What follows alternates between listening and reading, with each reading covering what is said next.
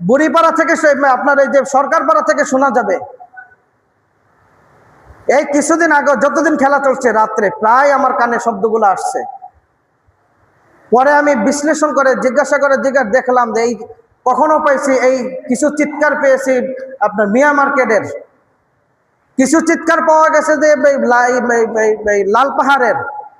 ও মুসলমান, এই যদি আমাদের গলার পাওয়ার, তাহলে ইসলামী আলোচনার সময় নারে তাকবীর, আল্লাহু আকবার, কোরআন তেলাওয়াত শুনলে, কোরআন তো সব থেকে বড় মুজেজা।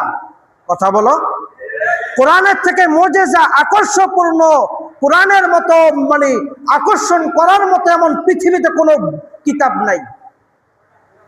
হ্যাঁ, আছে নাকি? আছে নাই? তো কোরআন তেলাওয়াতের সময় তাকবীরের কোনো ধ্বনি পাওয়া যায় না, কোরআন তেলাওয়াতের সময় আল্লাহু আকবারের কোনো তাকবীর পাওয়া যায় না। কিন্তু একটা গোল দেওয়ার জন্য চোখটা বড় করে তাকায়া থাকে, কখন একটা গোল দিবে, মিস হয়ে গেলে তাকে গালিগালাজ দিতে দিতে মানে মুখে ফেনা তুলে ফেলে। কথা বলো ঠিক কিনা? ও মুসলমান, এই মুখটা কি দেওয়া হয়েছে কি বিজাতিদের খেলা দেখার জন্য, তাকবীর দেওয়ার জন্য? এই চোখটা কি দিয়েছে কি রাত্র জেগে তাদের খেলা দেখার জন্য? এই চোখটা কি দিয়েছিল কি তাদেরকে দেখার জন্য, না কোরআন দেখার জন্য?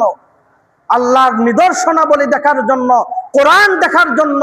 আল্লাহ কত সুন্দর, আল্লাহ পৃথিবীটাকে কত সুন্দর করে সাজাইলো এইটা দেখার জন্য। ও মুসলমান, এভাবে কিন্তু জীবন চলে না মুসলমান। আল্লাহর নবী সরকার দো আলম বলেন, মান তাশাব্বাহা বিকওমিন ফাহুয়া মুমিন। আল্লাহ রসুল বলেন,